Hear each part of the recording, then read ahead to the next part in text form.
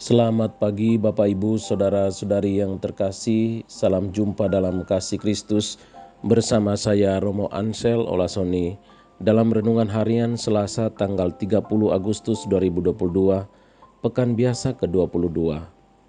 Ayat emas pilihan kita pada hari ini dari Injil Lukas bab 4 ayat 36.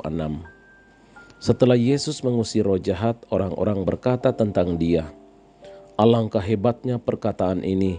Dengan penuh wibawa dan kuasa, Ia memberi perintah kepada roh-roh jahat dan mereka pun keluar." Yesus menghardik setan yang merasuki seseorang. "Diam, keluarlah daripadanya." Dengan segera setan itu menghempas orang yang dirasukinya dan pergi dari orang itu. Kesembuhan orang itu membuat banyak orang takjub akan pribadi Yesus. Yesus dengan penuh wibawa dan penuh kuasa melakukan itu semua. Dan kini Ia menjadi buah tutur bagi banyak orang atas peristiwa ini. Kalimat yang keluar dari mulut Yesus penuh wibawa dan ampuh karena keluar dari kekuatan dirinya, keluar dari kecintaannya kepada manusia yang sedang dalam kesulitan dikuasai setan. Yesus tidak mau setan menguasai manusia.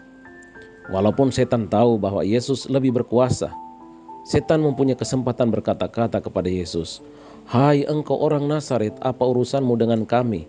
Aku tahu siapa engkau. Engkaulah yang kudus dari Allah." Pikirnya dengan pengakuan itu, Yesus membiarkan dia menguasai orang yang dirasukinya. Yesus tidak kompromi dengan setan dan roh-roh jahat. Yesus hanya menghendaki supaya manusia selamat. Maka Ia menghardik setan supaya keluar dari orang yang dirasukinya itu. Setan kenal Yesus. Kita harus lebih mengenal Yesus. Bukan hanya kenal, tetapi harus mengimani Yesus. Maka kita lebih kuat.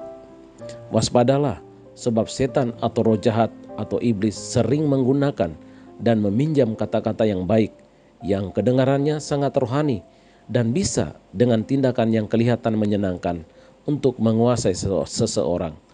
Padahal hanya kamuflase. Kita harus waspada.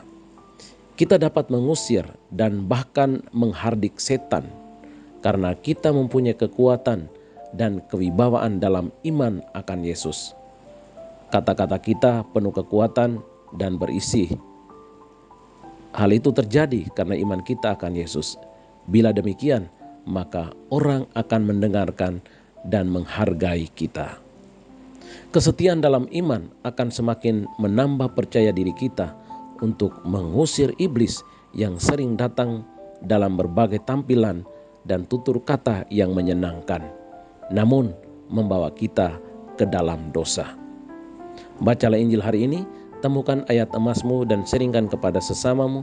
Salam teriring doa dan berkat dari Romo Ansel dalam nama Bapa dan Putra dan Roh Kudus. Amin.